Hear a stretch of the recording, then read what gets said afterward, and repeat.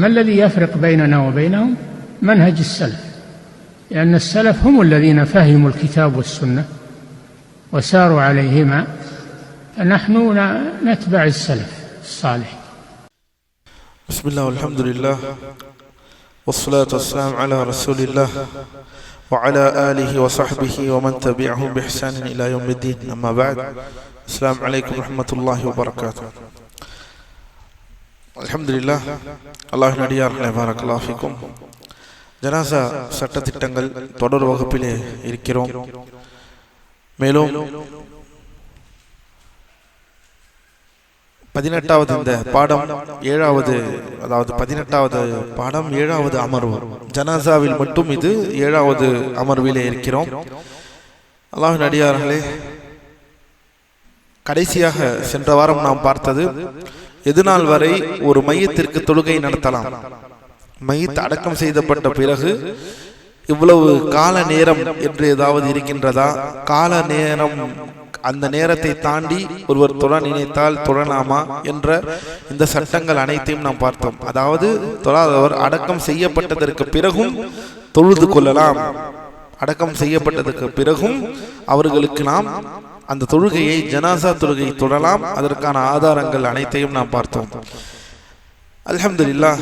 இன்று நாம் பார்க்கக்கூடிய மிக முக்கியமான பாடம் இந்த 10வதாக சொல்கிறார்கள் இப்னு பாஸ் ரஹிமஹுல்லாஹ், மையத்தினுடைய குடும்பத்தார் மக்களுக்காக உணவு தயாரிப்பது அனுமதிக்கப்படாது, அனுமதி இல்லை. கவனியுங்கள், மிக முக்கியமான பாடம் என்று.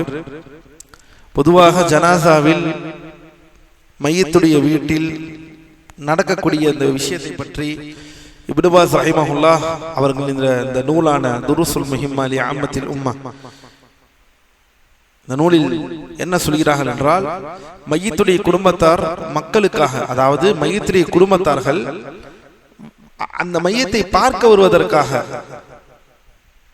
அந்த வீட்டுக்கு வருவதற்காக அந்த மக்களுக்காக உணவு தயாரிப்பது அனுமதிக்கப்படாது.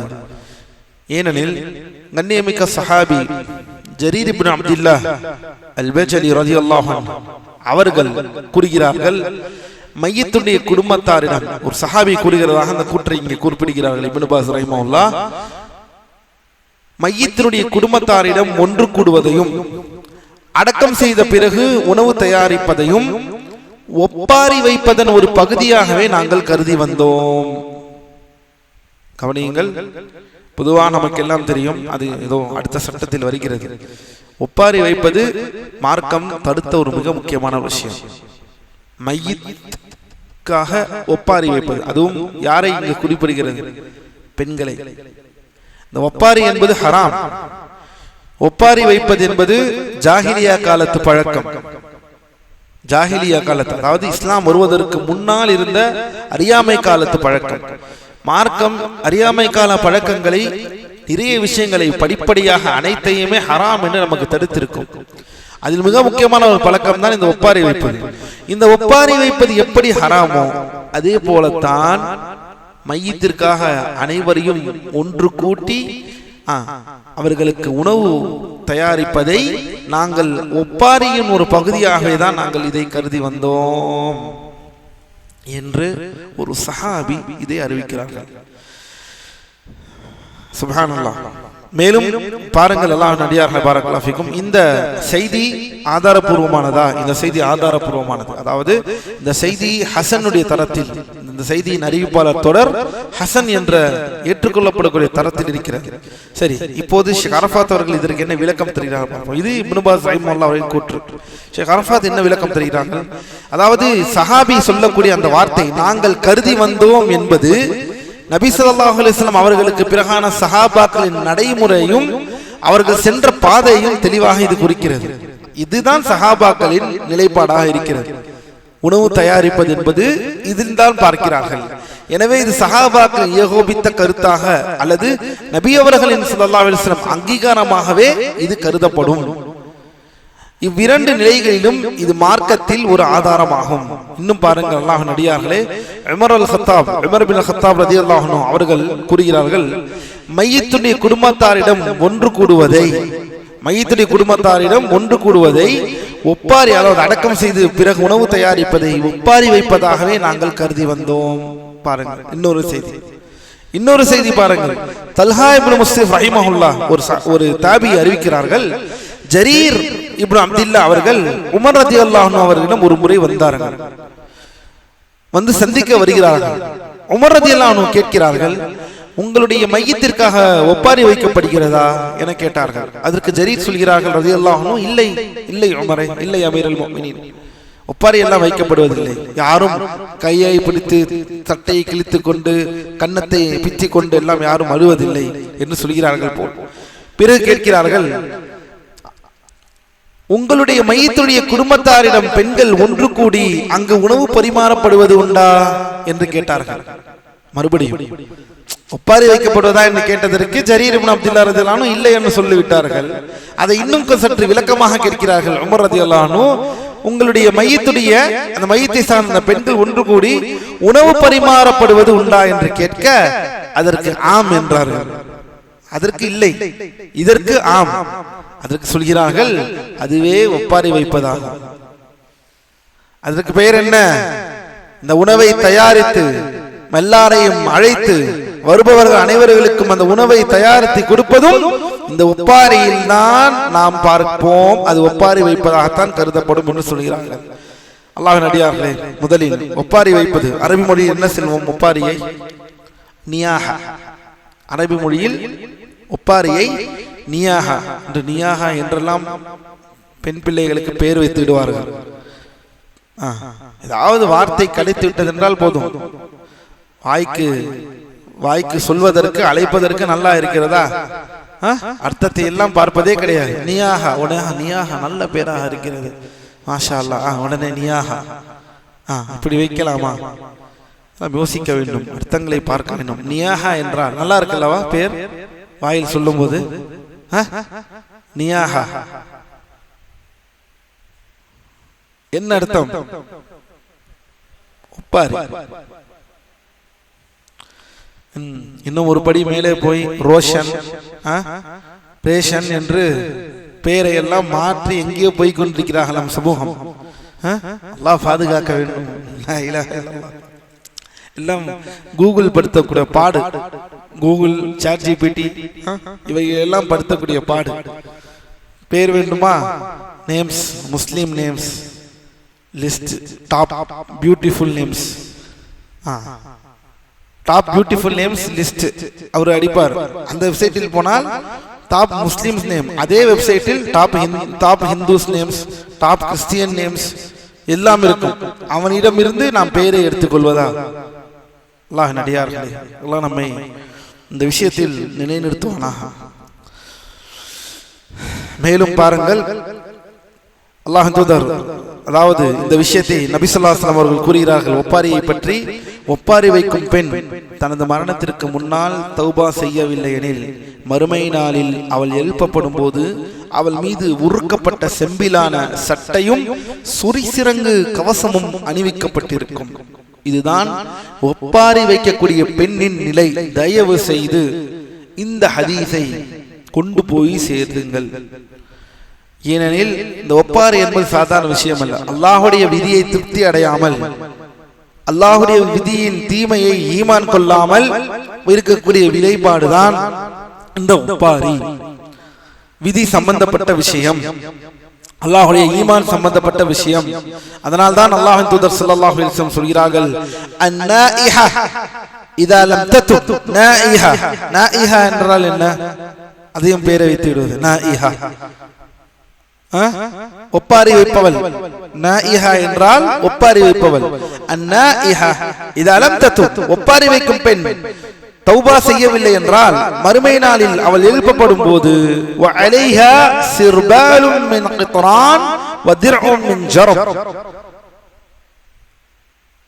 உருக்கப்பட்ட செம்பிலான சட்டையும் சொரிசிரங்கு கவசமும் அணிவிக்கப்பட்டிருக்கும் என்று அல்லாஹ் தூதர் ஸல்லல்லாஹு அலைஹி வஸல்லம் சொல்கிறார். அது மட்டுமா, அல்லாஹ்வின் அடியார்கள், ஒப்பாரி வைப்பது அழிவையும் கேட்டையும் வேண்டி சத்தமிடுவது, கன்னங்களில் அறைவது, சட்டையின் பாக்கெட் பகுதிகளை, ஆடையை கிழிப்பது, முகத்தை கீறுவது ஆகிய அனைத்தும் ஒப்பாரியில் அடங்கும். இது அனைத்தும் ஹராம்.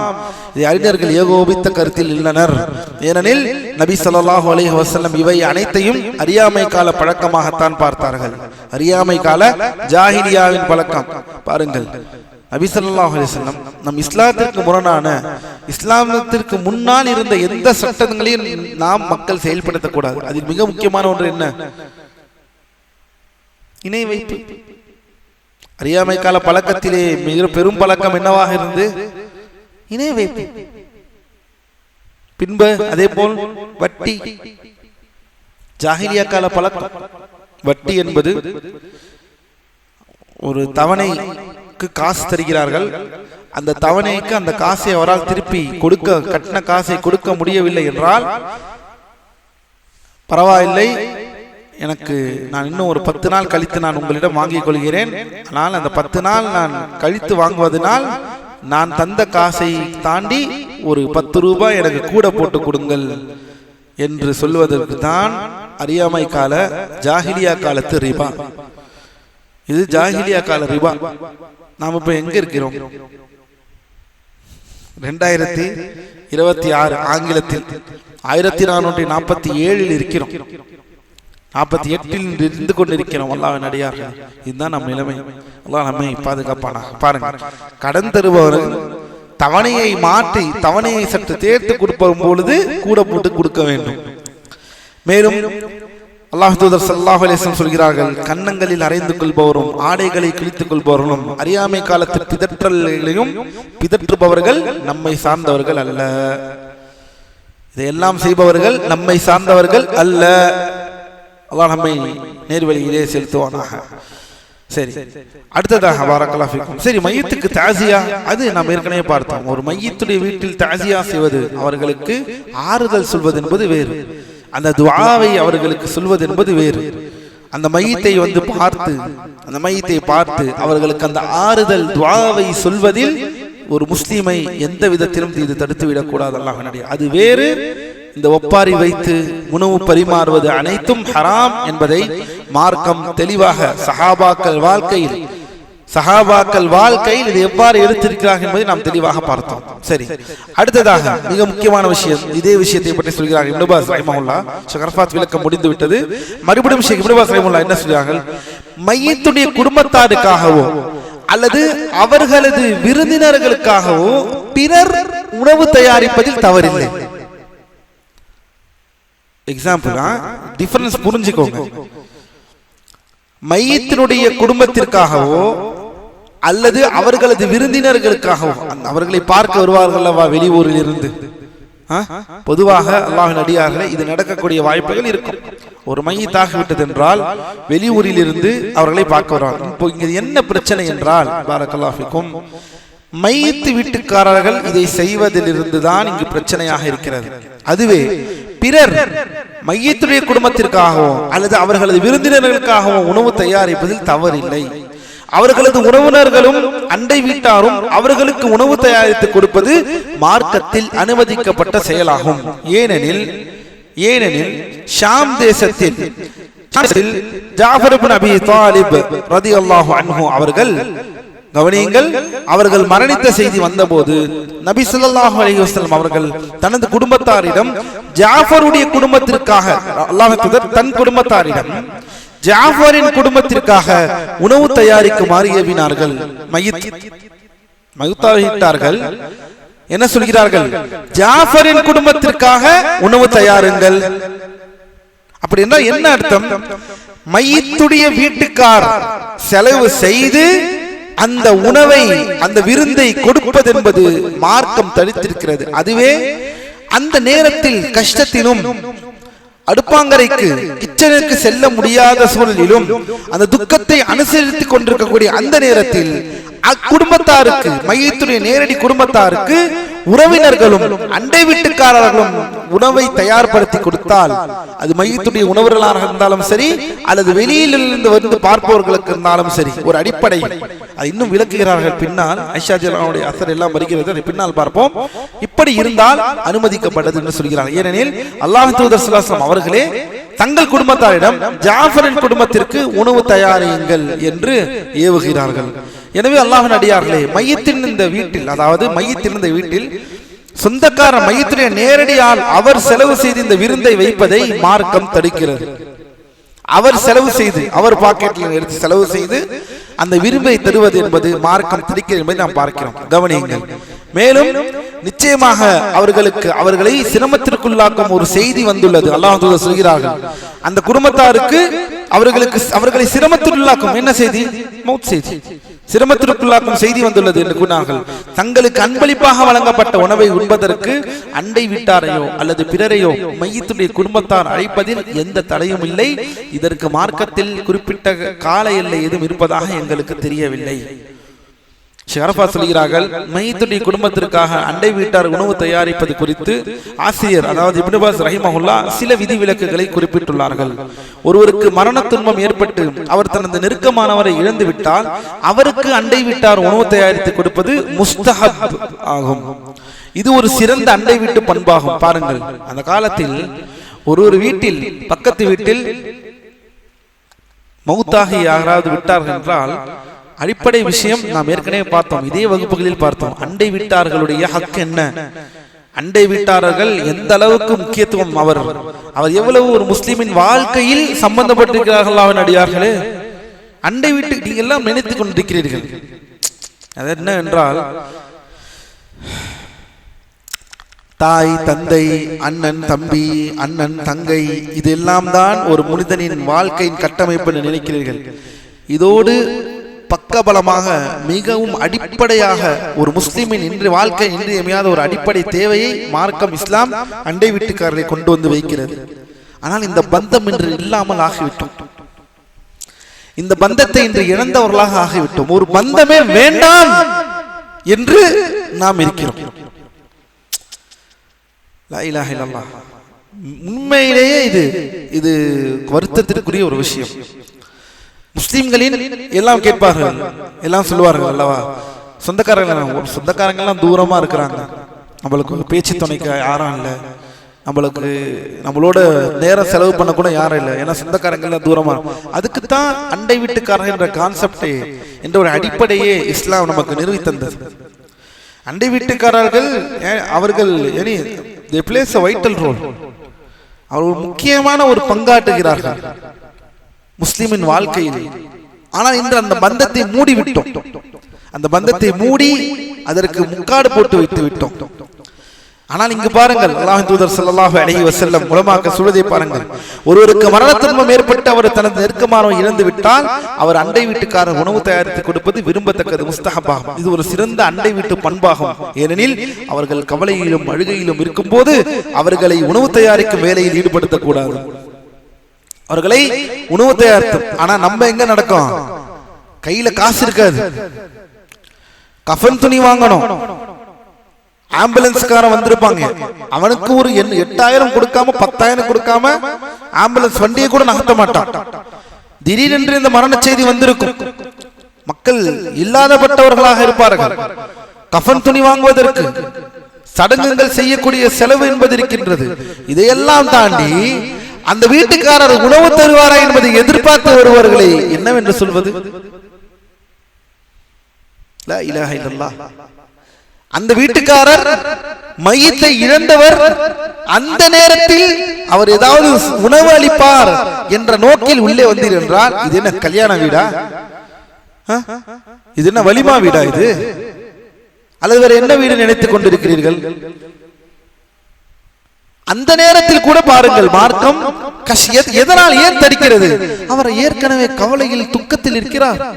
கவலையில் இருப்பவரை செலவிற்கு உண்டாக்குவது என்பதை கூட மார்க்கம் தடுக்கிறது என்றால் எப்பேற்பட்ட மார்க்கமாக இருக்க முடியும் நம் மார்க்கம்? அல்லாஹ்வின் அடியார்களே, எப்பேற்பட்ட மார்க்கமாக இருக்க முடியும்? மானுடத்தை மீட்க வந்த மார்க்கம், மானுடத்திற்கு நலனை, அந்த மனித மானுடத்திற்கு சத்தியத்தை போதிக்க வந்த மார்க்கம், இலகுவை ஏசுவந்த மார்க்கம். பாருங்கள், சுப்ஹானல்லாஹ். இதனால்தான் அவர்கள் இந்த கவலையில் இருக்கும்போது அவர்களை உணவு தயாரிக்கும் வேலையில் ஈடுபடுத்தக்கூடாது. இதற்கு ஆதாரமாகத்தான் அப்துல்லாஹ் இப்னு ஜாஃபர் ரலியல்லாஹு அன்ஹு அவர்கள் மரணித்த அந்த செய்தி, பின்வரும் செய்தியை ஆசிரியர் ரஹிமஹுல்லாஹ் ஆதாரமாக கொள்கிறார்கள். ஜாஃபர் அலி குடும்பத்திற்கு உணவு தயார் செய்யுங்கள், அவர்களுக்கு அவர்களை சிரமப்படுத்தும் ஒரு விஷயம் துக்கம் வந்துள்ளது என்ற இந்த செய்தி. அதே போல பாருங்கள், ஆயிஷா ரலியல்லாஹு அன்ஹா அவர்கள் குடும்பத்தில் யாராவது மரணித்து, கவனியுங்கள், இந்த செய்தியை நன்றாக உள்வாங்கிக் கொள்ளுங்கள், எவ்வளவு தெளிவாக சஹாபிய பெண்மணிகள் இருக்கிறார்கள் என்பதை பாருங்கள். ஆயிஷா ரலியல்லாஹு அன்ஹா அவர்கள் குடும்பத்தில் யாராவது மரணித்து அதற்காக பெண்கள் ஒன்று கூடி பின்னர் அவரது நெருங்கிய உறவினர்களை தவிர மற்றவர்கள் கலைந்து சென்றதும்,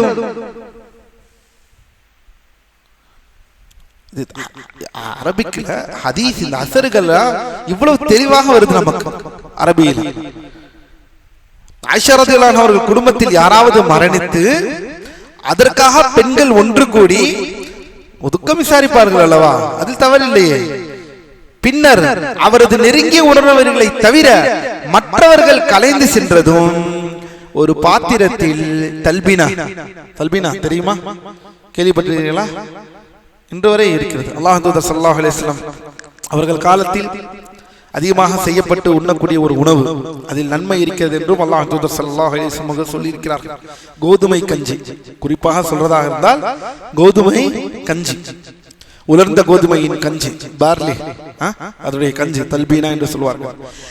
ஒரு பாத்திரத்தில் கோதுமை கஞ்சி காய்ச்சுமாறு ஆயிஷா ரலியல்லாஹு அன்ஹா அவர்கள் ஏவுவார்கள். பிறகு சரீத் உணவு வகை தயாரிக்கப்பட்டு துண்டு, ரொட்டி துண்டு, அதன் மேல் தல்பீனா ஊற்றப்படும். பின்னர் அவர் பெண்களிடம் இதிலிருந்து உண்ணுங்கள் என்று சொல்வார்கள். எப்போது? எல்லோருக்கும் இல்லை, அங்கு அந்த விஷயம் அங்குதான் கவனிக்க வேண்டும். அவரது நெருங்கிய உறவினர்களை தவிர மற்றவர்கள் கலைந்து சென்றதும் ஒரு பாத்திரத்தில் தல்பீனாவை ஏற்படுத்தி கொடுத்து ஆயிஷா ரலியல்லாஹு அன்ஹா உண்ணும்படி ஏவுவார்கள். பின்பு சொல்வார்கள், அல்லாஹ் தூதர் ஸல்லல்லாஹு அலைஹி வஸல்லம் கூற நான் கேட்டேன், இந்த தல்பீனா கோதுமை கஞ்சி நோயாளியின் உள்ளத்திற்கு நிம்மதி அளிக்கிறது, மேலும் கவலையில் சிலவற்றை நீக்குகிறது என்ற இந்த செய்தியை இந்த இடத்திலே பதிவு செய்கிறார்கள். அல்லாஹ்வின் அடியார்களே, பாரக்கல்லாஹு ஃபீக்கும், இந்த விஷயத்தை நாம் சற்று உள்நோக்க வேண்டும். அல்லாஹ் நம்மை பாதுகாப்பானாக. எனவே இந்த உணவை வழங்குவது என்பது, பாரக்கல்லாஹு ஃபீக்கும், இந்த இடத்திலே நாம் பார்க்கிறேன், இந்த உணவை வழங்குவது பெரும்பாலான அறிஞர்களிடம் விரும்பத்தக்கதாக உள்ளது. ஏனெனில் இது குடும்பத்தாருக்கும் அண்டை வீட்டாருக்கும் செய்யும் நன்மையாக கருதப்படுகிறது. ஜனாசா வீட்டாரின் உள்ளங்களுக்கு ஆறுதல் அளிக்கும் வகையில் இதனை அவர்களுக்கு அனுப்பி வைப்பது சுன்னத்தாகும். ஆனால் மரணித்தவரின் குடும்பத்தாரே இந்த உணவை தயாரித்து மற்றவர்களுக்கு வழங்குவது சுன்னத் கிடையாது. இதுதான் அடிப்படை. மரணித்த இதெல்லாம் நன்மை, இதெல்லாம் யார் செய்ய வேண்டும்? ஒன்று அண்டை வீட்டார், அல்லது அந்த குடும்பத்தின் நெருங்கிய உறவினர்களின் உறவினர்கள். ஆனா இது யாரும் செய்ய மாட்டோம். லா இலாஹ இல்லல்லாஹ், இதெல்லாம் செய்ய மாட்டோம். அங்க வந்து நின்று அவரு சாப்பாடு போடுவாரா? அவர் கையில இருந்து பர்ஸ்ல இருந்து எடுத்து அந்த காசை போட்டு தால்ச்சா சோறு போடுவாரா? தால்ச்சா சோறு என்னது? ஒயிட் ரைஸ், அதுக்கு ஒரு மெனு இருக்கு. நம்மை பாதுகாப்பானாக. இந்த உணவை தயாரித்து மற்றவர்கள் சுன்னத் கிடையாது. அறிஞர்கள் இதனை புகழ்ந்தும் கூறவில்லை, மாறாக இது ஒரு பித்அத். இது ஒரு பித்அத். ஒருவேளை அண்டை வீட்டார் கொடுத்த உணவு அதிகமாக இருந்து அண்டை வீட்டாரை அழைத்து அவர்களுடன் சேர்ந்து சாப்பிடுவது தவறில்லை. ஆனால் இது மரணத்திற்காகவோ அல்லது ஒரு குறிப்பிட்ட நேரத்திற்காகவோ இருக்கக்கூடாது. மாறாக இது உபகாரத்தின் அடிப்படையிலே, உதவியின் அடிப்படையில் இருக்க வேண்டும். எனவே அல்லாஹ்வின் அடியார்களே, உணவு தயாரிக்கக்கூடிய இந்த விஷயத்திலே ஒரு தெளிவு அல்ஹம்துலில்லாஹ் ஏற்பட்டிருக்கிறது. இதை மக்களுக்கு எடுத்து சொல்லுங்கள். யாரும் நம்மிலே மனிதனின், ஒரு முஸ்லிமின் மரண செய்தியை பார்க்காமலோ அல்லது அதை தொடாமலோ நம் வாழ்க்கை செல்வதில்லை. அப்படி இருக்கும் பொழுது உங்களால் அல்லாஹ் உங்களுக்கு என்ன அதிகாரத்தை கொடுத்தானோ அந்த அதிகாரத்தை கொண்டு இந்த சத்தியத்தை மக்களுக்கு எத்தி வையுங்கள். அடுத்ததாக மிக முக்கியமான, இனி வரக்கூடிய சட்டங்கள் யாவும் மிகவும் முக்கியமான சட்டமாக வருகிறது. பெண்ணுடைய இத்தா. பெண் மரணித்த கணவன் மரணித்த நிலையில் ஒரு பெண்ணுடைய இத்தாவை பற்றி இப்போது அடுத்தது பார்க்க இருக்கிறோம்.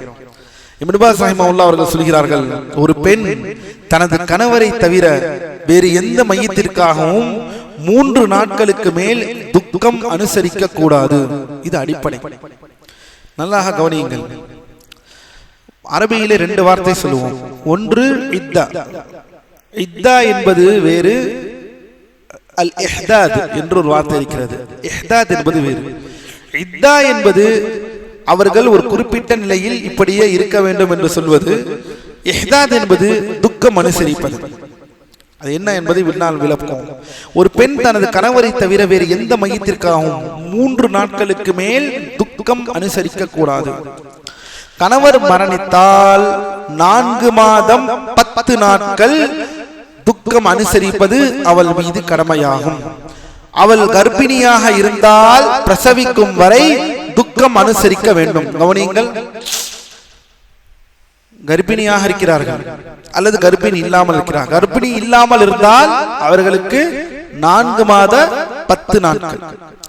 அதுவே கர்ப்பிணியாக இருந்தால் 4 மாதம் 10 நாட்கள் வராது. என்ன வரும்? வயிற்றில் இருக்கக்கூடிய அந்த பிள்ளையை அவர்கள் பெற்றெடுத்து அந்த நிஃபாஸ் பிரசவ போக்கின் உதிரி முடிந்ததோடு அவர்களுக்கு நிறைவாகிவிடும். அது சிறிய காலமாக இருந்தாலும் சரி, 4 மாத 10 நாட்களுக்கு மிகவும் குறைவாக இருந்தாலும் சரி, இதுதான் சட்டம். அல்லது நீண்ட காலமாக இருந்தாலும் சரி, சில பேருக்கு 8 மாதம் ஆகும், சில பேருக்கு 10 மாதமாகும், முழு மாதமாக. இதெல்லாம் இருக்கும் பொழுது அல்லாஹ்வின் அடியார்களே, இதுதான் இந்த இத்தாவுடைய காலகட்டம்.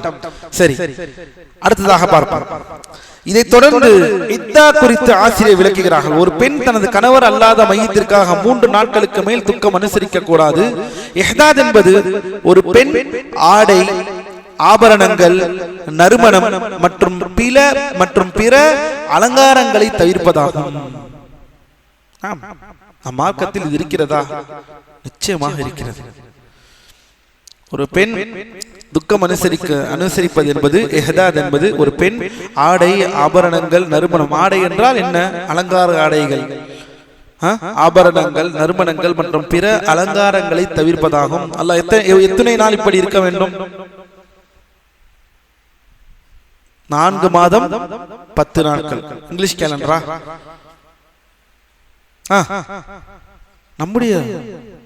நம்முடைய கேலண்டர். ஹிஜ்ரியுடைய கேலண்டர். சரி, அல்லாஹ் தூதர் ஸல்லல்லாஹு அலைஹி வஸல்லம் அவர்கள் கூறுகிறார்கள், அல்லாஹ்வையும் மறுமை நாளையும் நம்பக்கூடிய எந்த ஒரு பெண்ணுக்கும் தனது கணவரை தவிர வேற எந்த ஒரு மையத்திற்காகவும் 3 இரவுகளுக்கு மேல் துக்கம் அனுசரிப்பது அனுமதிக்கப்படாது. பாருங்கள் அல்லாஹ்வின் அடியார்களே, கணவனை தவிர பெண்கள் யாராக இருந்தாலும் 3 நாட்களுக்கு மேல் தங்களுடைய வாழ்க்கைக்கு திரும்பிவிட வேண்டும். அல்லாஹ் நம்மை பாதுகாப்பானாக, அல்லாஹ் நம்மை நேர்வழியில் செலுத்துவானாக. கணவனை தவிர மற்ற உறவினர்களுக்காக 3 நாட்களுக்கு மேல் துக்கம் அனுசரிப்பது மனைவி மீது கடமை இல்லை என்பதில் அறிஞர்களிடையே எந்த கருத்து வேறுபாடும் இருப்பதாக நமக்கு தெரியவில்லை என்று இப்னு கமால் ரஹிமஹுல்லாஹ் குறிப்பிடுகிறார்கள். அல்லாஹ் நம்மை நேர்வழி செலுத்துவானாக. உம்மு ஸலமா ரலியல்லாஹு அன்ஹா அவர்கள் அறிவிக்கிறார்கள், ஒரு பெண்மணி அல்லாஹ்வின் தூதர் ஸல்லல்லாஹு அலைஹி வஸல்லம் அவர்களிடம் வந்து, அல்லாஹ்வின் தூதரே, எனது மகளின் கணவர் இறந்து விட்டார். கவனியுங்கள், எனது மகளின் கணவர் இறந்து விட்டார். அவர்களுக்கு கண் நோய் இப்போது ஏற்பட்டுள்ளது. நாங்கள் அவளுக்கு கண்மை சுர்மா இடலாமா என்று கேட்டார். யார்? கணவனை இழந்த ஒரு பெண்ணன் இப்போது எதில் இருக்கிறார்கள்? கணவனை இழந்தவர்களாக, கணவன் மரணித்தவராக இருக்கிறார்கள். அவருக்கு கண்ணில் நோய் இருக்கிறது. அதற்கு ட்ரீட்மெண்டாக என்ன கேட்கிறார்கள்? கண்ணுக்கு மை விடலாமா என்று கேட்கிறார்கள். அல்லாஹ் தூதர் ஸல்லல்லாஹு அலைஹி வஸல்லம் கூறுகிறார்கள், இல்லை என்று 2 அல்லது 3 முறை கூறுகிறார்கள். இல்லை இல்லை இல்லை, கூடாது என்று. பிறகு அவர்கள், அது 4 மாதம் 10 நாட்கள் மட்டுமே. அறியாமை காலத்தில் உங்களில் ஒருத்தி 1 வருட முடிவில் சாணத்தை எரிந்து வந்தாலே என்று கூறினார்கள். என்ன? அல்லாஹ் தூதர் ஸல்லல்லாஹு அலைஹி வஸல்லம் இங்கு ஒரு விஷயத்தை சொல்கிறார்கள். இந்த வருத்தம், இந்த துக்கம் அனுசரிப்பது என்பது 4 மாத 10 நாட்களுக்குள் இருக்க வேண்டும். துக்கம் அனுசரிப்பது என்பது என்னவாக இருக்க வேண்டும்? 4 மாதம் 10 நாட்களுக்குள் இருக்க வேண்டும். அதை தாண்டி என்ன செய்யக்கூடாது? இருக்கக்கூடாது என்ற விஷயத்தை குறிப்பிடுகிறார்கள். அல்லாஹ்வின் அடியார்களே, இங்கே பாருங்கள், இங்கே ஒரு சில விஷயத்தை இங்கு நாம் பதிவு செய்ய வேண்டும். என்னவென்பதை பார்ப்போம். அறியாமை காலத்தில் என்னவென்றால், ஹுமைத் இப்னு நாஃபி அவர்கள் ஸைனப் பின்த் உம்மு ஸலமா ரலியல்லாஹு அன்ஹா அவர்களிடம் ஒரு தாபிஈ பின்னால் வந்தவர் உம்மு ஸலமா, ஸைனப் பின்த் உம்மு ஸலமா ரலியல்லாஹு அன்ஹா அவர்களிடம் ஒரு வருட முடிவில் சாணத்தை எறிவது என்றால் என்ன? ஏனெனில் இந்த ஹதீஸில் வருகிறது, அல்லாஹ்வின் தூதர் சொல்கிறார்கள், நீங்கள் ஜாஹிலியா காலத்தில் என்ன செய்வீர்கள் என்றால் 4 மாதம் 10 நாட்கள் என்ன செய்ய மாட்டீர்கள்? துக்கம் அனுசரிக்க மாட்டீர்கள். அதை தாண்டி போய் என்ன செய்வீர்கள்? ஒரு வருட முடிவில் சாணத்தை எறிவீர்கள். அதையெல்லாம் செய்யாதீர்கள் என்று அல்லாஹ் தூதர் சொல்கிறாங்க. அது என்ன ஒரு வருட முடிவில் சாணத்தை எறிவது? ஒரு பெண்ணுடைய கணவர் இறந்து விட்டால் அதை விளக்குகிறார்கள். இங்கு ஹுமைத் இப்னு நாஃபி அவர்கள் இந்த ஹதீஸை கொண்டு உம்மு ஸலமா, அதாவது ஸைனப் பின்த் உம்மு ஸலமா அவர்களிடம் கேட்கிறார்கள், ஒரு வருட முடிவில் சாணத்தை எறிவது என்றால் என்ன என்று கேட்டார்கள். அதற்கு ஸைனப் ரலியல்லாஹு அன்ஹா அவர்கள் விளக்குகிறார்கள், அறியாமை காலத்தில் ஒரு பெண்ணின் கணவர் இறந்து விட்டால் அவள் ஒரு சிறிய அற்பமான குடிசையில் தங்குவாள். ஹிஃப்ஷ் என்று சொல்வார்கள். கவனியுங்கள், பழக்கத்தை பாருங்கள், ஜாஹிலியா காலத்து பழக்கத்தை பாருங்கள். அல்லாஹ்வின் அடியார்களே, அறியாமை காலத்தில் ஒரு பெண்ணின் கணவர் இறந்து விட்டால் அவள் ஒரு சிறிய அற்பமான குடிசையில் தங்குவாள். தனது மிக மோசமான ஆடைகளை அணிவாள். மிகவும் அழுக்கான மோசமான ஆடைகளை அணிவாள். ஒரு வருடம் முடியும் வரை நறுமணத்தையோ அல்லது வேறு எந்த அலங்காரத்தையோ தொடமாட்டாள். ஒரு வருடம், இது வருடம் ஒரு வருடம் முடியும் வரை. பின்னர் அவளிடம் கழுதை, ஆடு அல்லது ஒரு பறவை என ஏதேனும் ஒரு விலங்கு கொண்டு வரப்படும். அதை கொண்டு அவள் தனது உடலை தேய்த்து துக்கத்தை முடிப்பாள். அறியாமை கால பழக்கம், ஜாஹிலியா காலத்து பழக்கத்தை பாருங்கள். கண் முன்னால் வந்து நிறுத்துகிறார்கள் சஹாபாக்கள், தாபியீன்கள். அல்லாஹ்வின் தூதர் ஸல்லல்லாஹு அலைஹி வஸல்லம் நபியாக பிரகடனப்படுத்துவதற்கு முன்னால் நடந்த பழக்க வழக்கங்கள் இது அனைத்தும். ஒரு வருடம் இப்படியே அழுக்காக இருந்து ஒரு விலங்கு கொண்டு வரப்படும், கழுதையோ ஆடோ அல்லது ஒரு பறவை என ஏதேனும் ஒன்று விலங்கு கொண்டு வரப்படும். அதை கொண்டு அவள் தனது உடலை தேய்த்து துக்கத்தை முடிப்பாள். அவள் எதனை தேய்த்தாலும் அந்த உயிரினம் பிழைப்பது அரிது. எந்த விலங்கை கொண்டு அவள் தேய்க்கிறாளோ அந்த உயிரினம் பிழைப்பது என்பது அரிது. அதன் பிறகு அவள் வெளியே வருவாள். அவளிடம் ஒரு சாணம் கொடுக்கப்படும், அதை அவள் எறிவாள். அதன் பிறகே நறுமணம் அல்லது அவள் விரும்பிய அலங்காரங்களுக்குள் அவள் திரும்புவாள். அல்லாஹ் நம்மை பாதுகாப்பானாக. இன்னும் ஒரு சில இடங்களில் வருகிறது அறிவிப்பில், அதனால் இந்த இத்தா காலத்தை முடிப்பது என்பது ஒரு பறவை எடுத்து அதன் மூலம் தனது மர்ம உறுப்பை தேய்த்து எறிவாள். அந்த பறவை உயிர் பிழைப்பது அரிதிலும் அரிதான ஒரு விஷயமாக இருக்கிறது என்று ஜாஹிலியா காலத்து பழக்கமாக இதெல்லாம் இருந்தது. இதனால் தான் அல்லாஹ் தூதர் ஸல்லல்லாஹு அலைஹி வஸல்லம் வந்த பெண்மணியிடம் சுருமா விடலாமா என்று கேட்டதற்கு அல்லாஹ் தூதர் இல்லை என்று சொல்லிவிட்டு, ஆனாலும் அது எதுவரை 4 மாதம் 10 நாட்கள் தான். அதை தாண்டி சாணம் எறிவர்களாக நீங்கள் இருந்தீர்கள் என்பதை குறிப்பிடுகிறார்கள். சாணம் எறிகக்கூடிய வேலை இதெல்லாம் இதற்கு முன்னால் இருந்த ஜாஹிலியா காலத்து பழக்கங்கள் என்பதையும் தெளிவுபடுத்தினார்கள் நபி அவர்கள் ஸல்லல்லாஹு அலைஹி வஸல்லம். மேலும் அல்லாஹ்வின் அடியார்களே, மரணம் தொடர்பான இத்தா என்றால் என்ன? இத்தா என்றால் என்ன யாருக்கு தெரியும்? இத்தா ஏதாவது ஆன உடனே இத்தா என்ன, இத்தனை நாள் இத்தா என்று கேட்டுக்கொண்டே இருப்பீர்கள். இத்தாவுடைய நோக்கம் என்ன? இத்தா என்பது ஒரு பெண் தனது கருப்பையில் கரு ஏதும் இல்லை என்பதை உறுதிப்படுத்திக் கொள்வதற்காக காத்திருக்கும் குறிப்பிட்ட காலப்பகுதியாகும். இறந்த தன் கணவர் அவருக்கும் அந்த பெண்ணுக்கும் அவளுடைய கருப்பையில் கரு ஏதேனும் இல்லை என்பதை உறுதிப்படுத்திக் கொள்வதற்காக காத்திருக்கும் குறிப்பிட்ட காலப்பகுதி தான் இத்தா. விளங்குகிறதா? இதுதான் இத்தா. சரி, மேலும் அல்லாஹ்வின் அடியார்களே, இந்த இத்தாவுடைய காலகட்டம் என்ன என்பதை நாம் பார்த்தோம். இத்தா என்பது 4 மாதங்கள் 10 நாட்கள் இருக்க வேண்டும். இது சரி. இன்னொரு கேள்வி கேட்கலாம். திருமணம் ஆகிவிட்டது, ஒப்பந்தம், திருமண ஒப்பந்தம் நடந்து விட்டது. ஆனால் அந்த இரவு வருவதற்கு முன், தாம்பத்திய உறவு ஏற்படுவதற்கு முன் கணவர் மரணித்து விட்டார். இப்போது அந்த பெண்ணுக்கு இத்தா இருக்கின்றதா?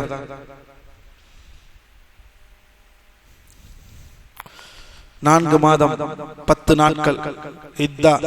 அந்த பெண்ணுக்கு திருமணம் ஆகிவிட்டது, கணவன் மனைவியாக மார்க்க ரீதியாக ஆகிவிட்டார்கள். ஆனால் தாம்பத்திய உறவு அவர்களுக்கு ஏற்படவில்லை. இப்போது அந்த பெண் இத்தாவை கடைபிடிக்க வேண்டுமா? கணவர் மரணித்த பெண்ணிற்கு உடலுறவு, தாம்பத்திய உறவு நடந்திருந்தாலும் அது நடக்காவிட்டாலும் இத்தா கடமை என்பதில் அறிஞர்கள் ஒற்றுரிக்கற்ற கருத்தில் இருக்கின்றார்கள். இதுதான் அடிப்படை. தாம்பத்திய உறவு நடந்தாலும் அடங்கேறவில்லை என்றாலும் சரி, அல்லாஹ்வின் அடியார்களே, மார்க்க ரீதியாக எப்போது ஒரு பெண் மனைவியாக மற்றவருக்கு மனைவியாக ஆகிவிட்டார், அவர் மரணித்து விட்டாலும் அந்த இத்தாவை அந்த பெண் கடைபிடிக்க வேண்டும்.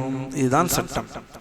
அடுத்ததாக பார்த்தீர்கள் என்றால் பாரக்கல்லாஹு ஃபீக்கும், அவ்வாறே இஹ்தாத் அலங்காரங்களை தவிர்த்து துக்கம் அனுசரித்தல் கடமை என்பதிலும் அறிஞர்கள் ஏகோபித்த கருத்தில் உள்ளனர். இதில் சில உலமாக்கள் முரண்படுகிறார்கள். சில உலமாக்கள் இந்த துக்கம் அனுசரிப்பது என்பது இல்லை என்பதை சொல்கிறார்கள். ஆனால் இது மார்க்கம் தெளிவான நமக்கு விளங்கி கொண்ட விஷயம். கர்ப்பிணி பெண்ணை பொறுத்தவரை அவளது இத்தா காலம் பிரசவத்துடன் முடிவடையும் என்பதில் ஃபிக்ஹ் அறிஞர்கள் இணங்கியுள்ளனர். கர்ப்பிணி காலத்தை பொறுத்தவரை, கர்ப்பிணி பெண்ணை பொறுத்தவரை அல்லாஹ் தெளிவாக திருமறை சொல்கிறான், வஉலாத்துல் அஹ்மாலி அஜலுஹுன்ன அன் யதஅன ஹம்லஹுன்ன. பிள்ளையை சுமங்கக்கூடியவர்கள் அவர்களுடைய இத்தா எதுவரை என்றால் அன் யதஅன ஹம்லஹுன்ன, அவர்களின் அந்த ஹம்லை, அவர்களுடைய அந்த கருவை, அந்த பிள்ளையை வெளியிலே வைக்கும் வரை அவர்களுக்கு இத்தா இருக்கின்றது. மேலும் அல்லாஹ்வின் அடியார்களே பாரக்கல்லாஹு ஃபீக்கும், கவனியுங்கள், சுபை அல் அஸ்லமியா ரலியல்லாஹு அன்ஹா அவர்களின் ஹதீஸில் ஹஜ்ஜத்துல் வதாவின் இறுதி ஹஜ்ஜில் இருப்பதும் ஒரு ஹஜ், அல்லாஹ் அந்த ஹஜ் போது அவர்கள் கர்ப்பமாக இருந்த நிலையில் அவரது கணவர் மரணித்து விட்டார். சஹாபி பெண்மணி ஹஜ்ஜிற்கு வருகிறார்கள், கர்ப்பமாக இருக்கிறார்கள், கணவர் மரணித்து விட்டார். அவர் மரணித்து சிறு காலத்திலேயே அவர் பிரசவித்தார். தனது நிபாஸ் காலத்திலிருந்து அவர் தேறியதும், அதாவது பிரசவ கால இரத்தப்போக்கிலிருந்து தேறியதும் திருமணம் செய்ய விரும்புபவர்களுக்காக தன்னை அலங்கரித்துக் கொண்டார். கவனியுங்கள், இங்கு யாரெல்லாம் 4 மாதம் 10 நாட்கள் என்ற அந்த கூற்று என்று சொல்கிறார்களோ, பிரசவத்தில் வயிற்றிலே கர்ப்பிணியாக ஒருவர்களுக்கு கணவனை இழக்கக்கூடிய பெண், அவர்களுக்கு ஆதாரம் தன்னுடைய பிள்ளையை பெற்றெடுக்கும் வரைதான் அவருக்கு அந்த பெண்ணுக்கு இத்தா, அந்த பிள்ளையை பெற்றெடுத்ததற்கு பிறகு அந்த பிரசவ கால உதிரி போக்கான அந்த 40 நாட்கள், அந்த நாட்கள் முடிந்து விட்டது என்றால் ஒரு பெண் தன்னை அலங்காரப்படுத்திக் கொள்ளலாம் அடுத்த திருமணத்திற்கு என்பதற்கான நேரடி ஆதாரம் மார்க்கத்தில் இருக்கிறது. என்ன? அந்த திருமணம் செய்ய விரும்புவதற்காக தன்னை அலங்கரித்துக் கொண்டார். அப்போது பனு அப்தித்தார் குலத்தை சேர்ந்த அபு சனாபில் பின் பக்கக் ரலியல்லாஹு அன்ஹு அவர்களிடம் வந்தார்கள். உன்னை அலங்கரித்த நிலையில் காண்பது ஏனோ, ஒருவேளை நீங்கள் திருமணத்தை எதிர்பார்க்கிறாயா என்று கேட்க, அந்த பெண்மணி அல்லாஹ்வின் மீது ஆணையாக வரலாற்று சிறப்புமிக்க 4 மாதங்களும் 10 நாட்களும் கழியும் வரை நீ திருமணம் செய்யக்கூடாது என்று அந்த சஹாபி அறிவுரை செய்கிறார்கள். இந்த வைத்துதான் சில அறிஞர்கள் என்ன சொல்கிறார்கள் என்றால், இவர்களுக்கும் இதே சட்டம் தான். ஏனெனில் சஹாபாக்களே இதில் ஹிலாஃப் இருந்திருக்கிறது. சஹாபாக்களிலே இதில் ஹிலாஃப் இருக்கிறது. என்ன சொல்கிறார்கள் என்றால், என்ன கர்ப்பிணியாக இருந்தால் கணவனை இழந்தவர் எது நீண்ட கால இத்தாவோ அதை அவர்கள் மேற்கொள்ள வேண்டும். எடுத்துக்காட்டாக 8 மாதம் இருக்கிறது அல்லது 9 மாதத்தில் ஒரு கணவரை இறக்கிறார்கள் பெண் என்றால், அவருக்கு இத்தா உடனடியாக பிள்ளையை பெற்றெடுத்த 40 நாள் முடிந்தவுடன் முடிந்து விடாது என்ற கருத்தை எல்லாம் இருக்கிறது. இப்போது பார்ப்போம். அதே போலதான் இந்த பெண்மணி இவ்வாறு இருக்க, அவர்களுக்கு இவ்வாறு சொல்ல உடனடியாக அந்த பெண்மணி என்ன செய்கிறார்கள், அவர்கள் கூறுகிறார்கள், அவர் என்னிடம் இவ்வாறு கூறியதும் மாலை வந்ததும் நான் எனது ஆடைகளை அணிந்து கொண்டு அல்லாஹ்வின் தூதர் ஸல்லல்லாஹு அலைஹி வஸல்லம் அவர்களிடம் வந்து இது குறித்து நான் கேட்டேன். அப்போது அவர்கள், நான் பிரசவத்துடனேயே நான் திருமணத்திற்கு ஆகுமானவளாகி விட்டேன் என மார்க்க தீர்ப்பை எனக்கு அளித்தார்கள். சஹாபி 4 மாதம் 10 நாட்கள் என்று சொல்லி இருந்தும் ஆனால் என்ன சொல்கிறார்கள்? அல்லாஹ்வின் தூதர் ஸல்லல்லாஹு அலைஹி வஸல்லம் அவர்களுக்கு மார்க்க தீர்ப்பை அளித்து விட்டார்கள். உன் பிரசவத்தினுடைய உன்னுடைய இத்தாவுடைய காலம் முடிவடைந்து விட்டது. மேலும் எனக்கு விருப்பம் இருந்தால் அல்லாஹ்வின் தூதர் என்னை திருமணம் செய்து கொள்ளுமாறு எனக்கு ஏவினார்கள். உனக்கு விருப்பம் இருக்கும் எனில் நீங்கள் என்ன செய்து கொள்ளுங்கள், நீங்கள் யாரை வேண்டாலும் நீங்கள் திருமணம் செய்து கொள்ளுங்கள். ஒரு கர்ப்பிணி பெண் பிரசவித்து விட்டால் அவளுக்கு இத்தா காலம் முடிந்துவிட்டது என்பதற்கு இதுவே தெளிவான ஆதாரமாகும். ஆனால் சஹாபாக்களுக்கு மத்தியில் அல்லாஹ்வின் அடியார்களே இந்த கருத்திலே மாறுபாடு இருந்ததை நாம் பார்க்கிறோம். ஆனால் கடைசியாக இது நாம் புரிய வேண்டியது பாரக்கல்லாஹு ஃபீக்கும், இந்த கூற்றுதான் இது சரியான கூற்று என்பதை தெளிவுபடுத்துகிறார். அடுத்ததாக அல்லாஹ்வின் அடியார்களே பாரக்கல்லாஹு ஃபீக்கும், பெண்கள் தான் ஆண்கள் இறந்தால் தன் கணவனாக இருந்தால் துக்கம் அனுசரிப்பது எல்லாம். ஆனால் ஆண்கள் உறவினருக்காகவோ அல்லது பிறருக்காகவோ துக்கம் எல்லாம் அனுசரிப்பது அனுமதிக்கப்படாது. நமக்கு எதுவும் கிடையாது. சரியா? நமக்கு எதுவும் கிடையாது.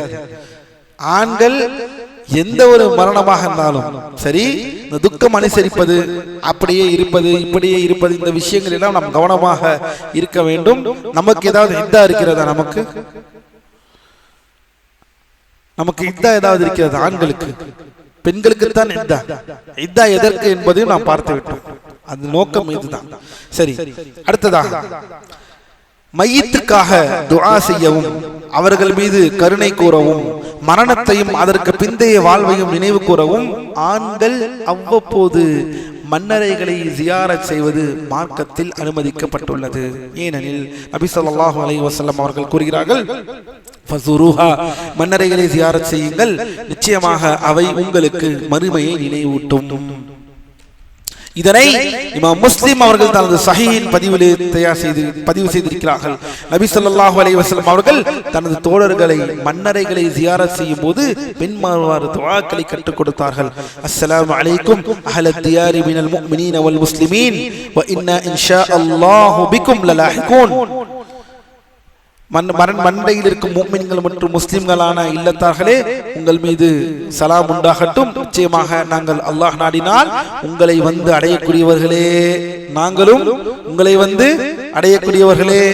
எங்களுக்கும் உங்களுக்கும் அல்லாஹ்வுடைய ஆஃபியத்தை வேண்டுகிறோம். நம்மில் முந்தி செல்பவர்களும் பிறகு வருபவர்களும் அல்லாஹ் அருள் புரியட்டும் என்ற இந்த துஆவை கற்றுத் தருகிறார்கள். அல்லாஹ்வின் அடியார்களே, ஜியாரத்தின் சட்டம் என்ன? இஸ்லாத்தின் ஆரம்ப காலத்தில் கவனிங்கள், தர்கா வழிபாடுகாரர்களுக்கு இது எவ்வளவு பெரிய மறுப்பு இதில் இருக்கிறது என்பதை கவனிங்கள். இஸ்லாத்தின் எங்க பாருங்க, ஏன்னா தர்காக்கு போறதுக்கு இவர்கள் சொல்லக்கூடிய ஒரு ஆதாரம் என்ன? அல்லாஹ்வின் தூதரே என்ன எதற்கு அனுமதிச்சாங்க? கபர்களை ஜியாரத் செய்ய அனுமதிச்சாங்க. சொல்றாங்களா இல்லையா? இதற்கு இந்த விஷயத்தை பாருங்கள்.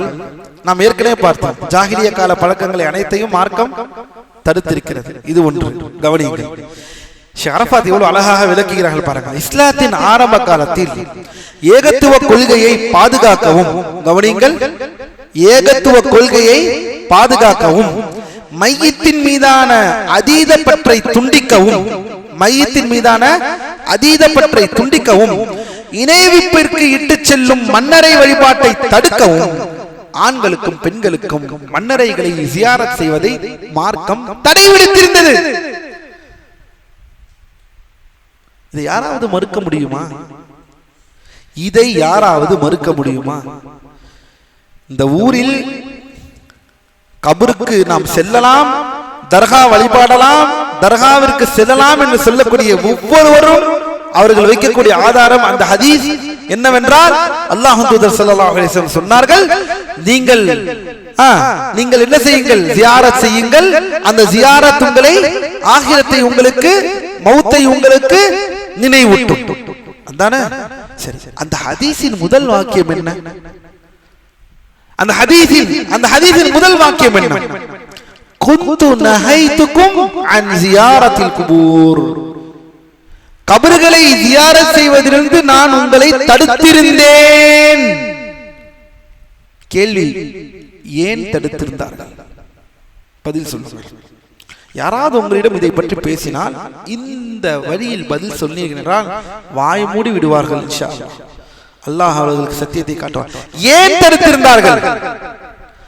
குந்து நஹைதுகும் அன் ஜியாரத்தில் குபூர்.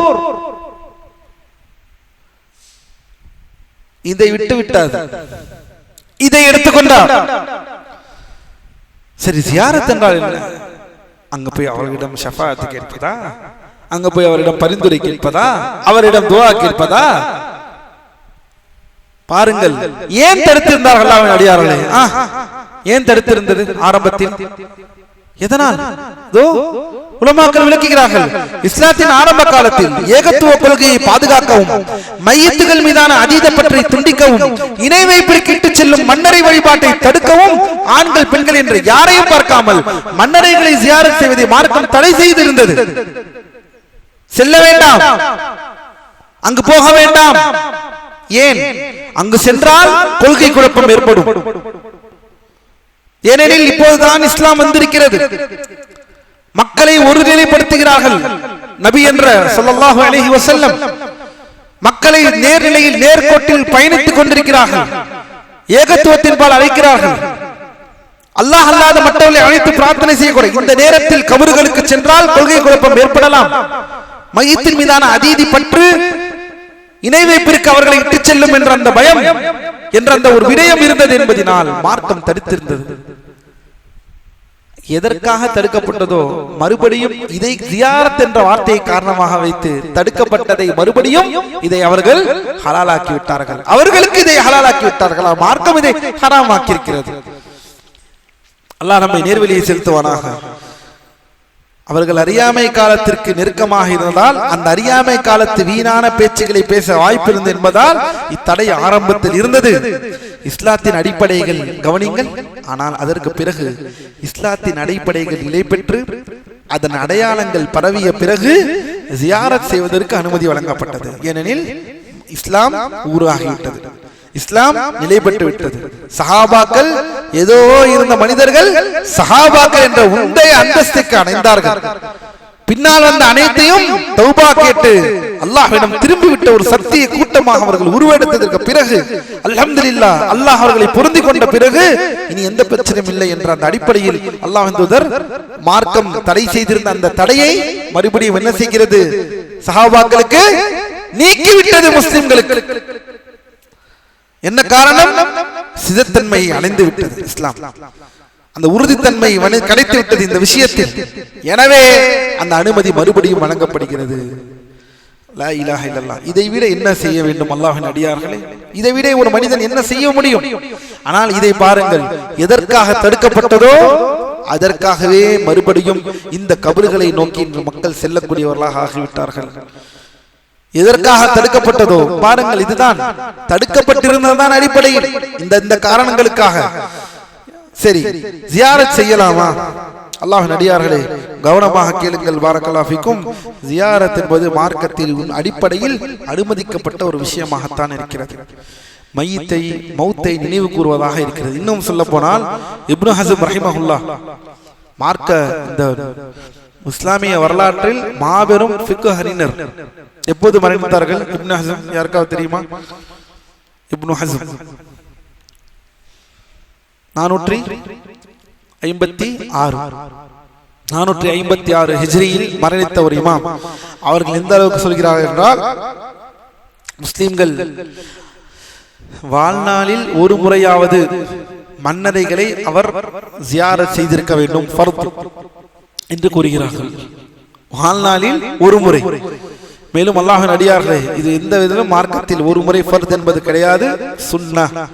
ஜியாரத் செய்வது சுன்னாவாக இருக்கிறது. சரி, மன்னரைகளை ஜியாரத் செய்வது உள்ளத்தில் மென்மையை ஏற்படுத்தும், மரணத்தையும் உடல் அழிந்து போவதையும் நினைவுபடுத்தும். மன்னரைகளை ஜியாரத் செய்வதில் பல நுணுக்கமான நோக்கங்கள், ஹிக்மத்துகளில் படிப்பினைகள் உள்ளன. படிப்பினை பெறுவதும் நினைவூட்டலும் அவற்றில் அடங்கும்.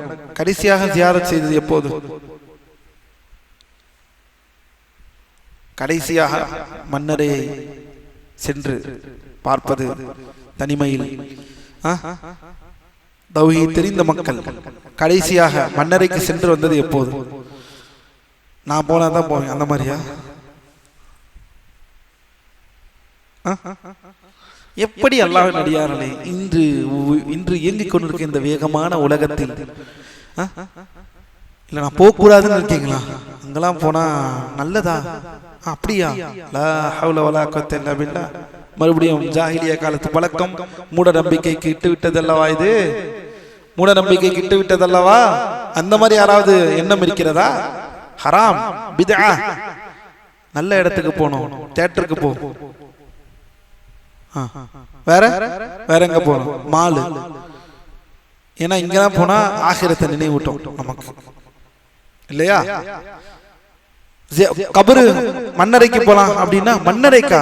என்ன அபசகுணமா பேசுற, தர்த்திரி பிடிச்ச மாதிரிலாம் பேசிட்டு இருக்க. யாராவது அங்க போவாங்களா? அல்லாஹ் உன்னை பாதுகாக்கட்டும், நீ 100 வயசு வாழுவ. இன்னும் எத்தனை காலத்திற்கு தான் இதெல்லாம் பேசி பேசி நம்முடைய நேரங்களை வீணாக்க போகிறோம். அல்லாஹ்வின் அடியார்களே, எப்போது இந்த நிலைமை எல்லாம் மாறும்? எப்போது இந்த நிலைமை எல்லாம் மாறும்? கண்மணி நாயகம் ஸல்லல்லாஹு அலைஹி வஸல்லம் தெளிவாக நமக்கு சொன்ன கட்டளை, நான் உங்களை தடுத்திருந்தேன் ஆரம்பத்தில், இப்போது அந்த தடை நீங்கப்பட்டு உள்ளது. நீங்கள் எல்லோரும் என்ன செய்யுங்கள்? ஜியாரத் செய்யுங்கள். ஜியாரத் செய்யுங்கள் என்றால் நேராக நாகூருக்கு கிளம்பி போவதில்லை, பொது மையவாடிகளுக்கு செல்வது, முஸ்லிம்கள் அடக்கப்பட்ட அவர்களுடைய வீட்டை போய் பார்ப்பது, என்ன தவறும் இல்லை, சுன்னா.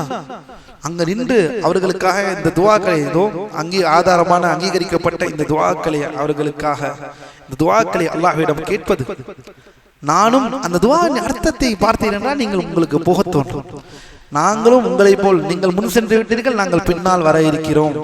உங்கள் மீது அல்லாஹ்வுடைய சலாம் உங்களுக்கு ஏற்படட்டும், பாதுகாப்பு, அல்லாஹ் உங்களை பாதுகாப்பானாக. நீங்கள் முன் சென்றிருக்கிறீர்கள், நாங்கள் பின் செல்கிறோம், நாங்களும் வரதான் போகிறோம். பாருங்கள், இதெல்லாம் எங்கே இருக்கிறது? அல்லாஹ்வின் அடியார்களே, இதெல்லாம் எங்கே இருக்கிறது? வெளிநாட்டில் இந்த பழக்கம் இருக்கிறதா? வெளிநாட்டில் இந்த பழக்கம் இருக்கு, அல்ஹம்துலில்லாஹ். மதீனாவில் இந்த பழக்கம் எல்லாம் இருக்கிறது. முஸ்லிம்களுக்கு, பொதுமக்கள் மத்தியிலே இது இருக்கிறது. ஜியாரத் செய்வார்கள். வஹாபிகள் தர்காக்கு எதிராக இருக்கிறார்கள். ஆமாம், ஷிர்கை நிலைநிறுத்தக்கூடிய தர்கா ஹராம், ஷைத்தானுடைய வேலை. அதை யார் மறுப்பார்கள்?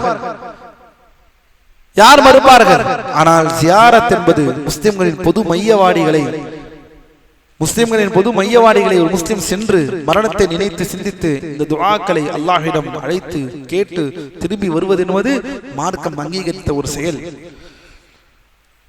அல்லாஹ் நம்மை நேர்வழியை செலுத்துவானாக. அல்லாஹ்வின் அடியார்களே, பல நுணுக்கமான நோக்கங்கள். ஒரு காஃபிருடைய மன்னரையாக இருந்தாலும் மறுமை நினைவுபடுத்துவதற்காக அதனை ஜியாரத் செய்ய அனுமதி இருக்கிறதா? அனுமதி இருக்கிறது. என்ன ஆதாரம்? இது யாருக்கான சட்டம்? முக்கியமாக ஒரு காஃபிருடைய மன்னரையாக இருந்தாலும் அந்த மன்னரை மறுமையை நமக்கு நினைவூட்டும் என்ற அந்த அடிப்படை முகாந்திரம் இருந்தால் அவருடைய கபரை சென்று போய் பார்க்கலாமா? அனுமதி இருக்கிறதா? அனுமதி இருக்கின்றது என்று உலமாக்கள் சொல்கிறார்கள். என்ன ஆதாரம்? என்ன ஆதாரம்? ஆனால் ஒன்று, அவர்களுக்கு பாவ மன்னிப்பு தேடக்கூடாது. முஸ்லிம்களின் பொது மையவாடி சென்றால் என்ன செய்வோம்? அவர்களுக்காக பாவ மன்னிப்பு கேட்போம். பாருங்கள், நமக்கு யாராவது பாவ மன்னிப்பு கேட்பார்களான்னு இருக்கக்கூடிய மையத்துகளை நமக்கு பாவ மன்னிப்பை நீங்கள் பெற்றுத்தாருங்கள் என்று கேட்டால் எந்த வகையில் நியாயம்? அல்லாஹ்வின் அடியார்களே, இது எப்போது இந்த மக்கள் புரிந்து கொள்ள போகிறார்கள்? இந்த அடிப்படை. சரி, இந்த விஷயத்துக்கு வருவோம். என்ன ஆதாரம்? நபி ஸல்லல்லாஹு அலைஹி வஸல்லம் அவர்கள் தனது தாயாரின் மன்னரையை ஜியாரத் செய்த போது இந்த சம்பவத்தை குறிப்பிடுகிறார்கள். அல்லாஹ்வின் தூதர் ஸல்லல்லாஹு அலைஹி வஸல்லம் தனது தாயாரின் மன்னரையை ஜியாரத் செய்த போது அழுதார்கள், தங்களை சுற்றியிருந்தவர்களையும் அழச் செய்தார்கள். ஹதீஸில் வருகிறது. பின்னர் அவர்கள் கூறினார்கள், இந்த ஹதீஸை கவனியுங்கள் அல்லாஹ்வின் அடியார்களே. அல்லாஹ்வின் தூதர் ஸல்லல்லாஹு அலைஹி வஸல்லம் அவர்கள் அல்லாஹ்வின் தூதர் தனது தாயாரின் மன்னரையை ஜியாரத் செய்த போது அழுதார்கள், தங்களை சுற்றி இருந்தவர்களையும் அழச் செய்தார்கள். பாருங்கள், அல்லாஹ்வின் தூதர் ஸல்லல்லாஹு அலைஹி வஸல்லம் வளர்ந்த பருவத்திலும் மிக குறைந்த நாட்களை தவிர தன் தாயின் எந்தவித அரவணைப்பையும் பெறாத ஒரு மாநபி, சோதனையிலேயே வளர்க்கப்பட்ட ஒரு நபி.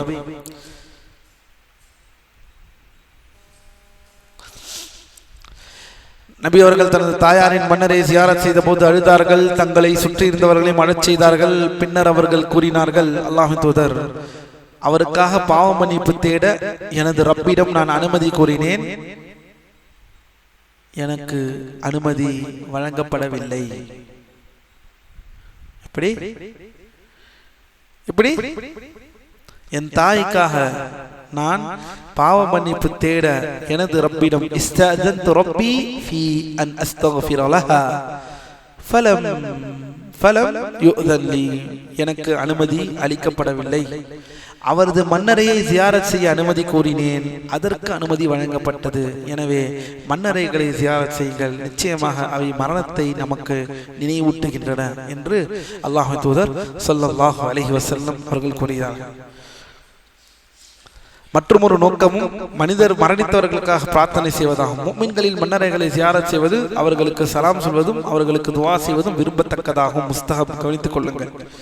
அவர்களுக்கு துஆ செய்வது, அவர்களுக்கு பாவ மன்னிப்பு கேட்பது, அவர்களுக்கு நபி ஸல்லல்லாஹு அலைஹி வஸல்லம் அவர்கள் பக்கி மையவாடிக்கு சென்று அவர்களுக்கு துஆ செய்வார்கள். அல்லாஹ்வின் தூதர் ஸல்லல்லாஹு அலைஹி வஸல்லம் பக்கி அல்-பக்கி அல்-கர்கத், ஜன்னத்துல் பக்கி என்று சொல்லக்கூடிய அந்த மன்னரைக்கு அல்லாஹ்வின் தூதர் சென்று வருபவர்களாக இருந்தார்கள்.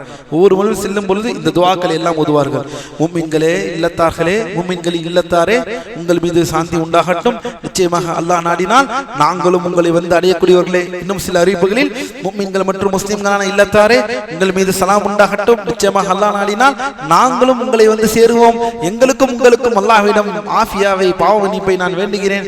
பாருங்கள், தயாராக இருக்க வேண்டும். அல்லாஹ்வின் அடியார்களே, நல்லா ஓடிக்கொண்டிருக்கிற இந்த துனியா திடீரென்று வா என்று அழைக்கும். போக தயாராக இருக்க வேண்டும். எதையாவது விட்டுட்டு இல்லை இல்லை வரமாட்டேன் என்று சொல்வீர்களா? இதெல்லாம் தான் நம் உள்ளத்தை உறுதிப்படுத்தும். நம் உள்ளத்தை உறுதிப்படுத்தும். ஏதாவது பிரச்சனை இருக்கும் உங்கள் வாழ்க்கையில், உங்கள் வியாபாரத்தில், உங்களுடைய அன்றாட வீட்டு விஷயங்களில், மரணத்தை எல்லாம் ஒரு சிந்தித்து இப்படிப்பட்ட வகுப்புகளில் அமரும் பொழுது என்ன வேணாலும் பார்த்துக் கொள்ளலாம். ஏனெனில் ஒரு நாள் இந்த பூமியை விட்டு போக போகிறோம். எவ்வளவு பெரிய சோதனையாக இருந்தாலும் இதை பார்த்துதான் ஆக வேண்டும் என்ற அந்த உதித்தன்மைக்கு ஒரு மனிதன் வருவான், ஒரு முஸ்லீம் வருவான். இன்னொரு அறிவிப்பில் வருகிறது, முஃமின்கள் மற்றும் முஸ்லீமுக்கான இல்லத்தாரை உங்கள் மீது சாந்தி உண்டாகட்டும், நம்மில் முந்தி சென்றவர்களுக்கும் பிந்தி வருபவர்களுக்கும் அல்லாஹ் அருள் புரியட்டும் என்ற இந்த துஆக்களை கேட்பவர்களாக அல்லாஹ்வின் தூதர் ஸல்லல்லாஹு அலைஹி வஸல்லம் இருந்தார்கள். சரி, பெண்கள் ஜியாரத் செய்யலாமா?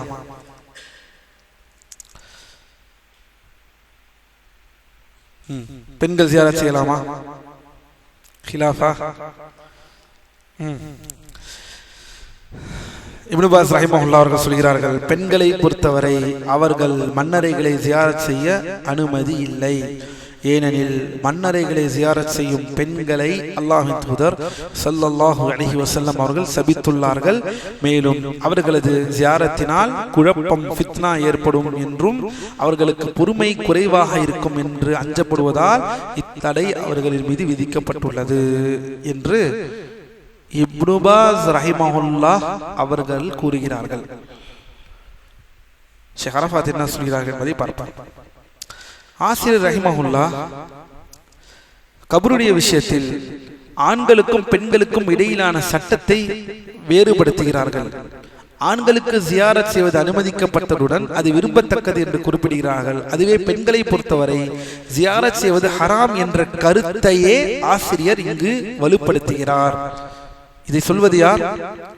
ஷேக் அரஃபாத். இந்த நூலுக்கு விளக்கம் எழுதின விளக்க உரை. இந்த நூலை எழுதியவர் யார்? மூல நூலை இந்த நூற்றாண்டின் மாபெரும் இமாம் அப்துல் அசீஸ் பின் அப்துல்லாஹ் இப்னு பாஸ் ரஹிமஹுல்லாஹ், மாபெரும் இமாம். அவர்களின் நிலைப்பாட்டை இங்கு குறிப்பிடுகிறார்கள். ஏனெனில் இது ஏதாவது ஹிலாஃப் இருக்கிறதா? நீங்களே பாருங்கள்.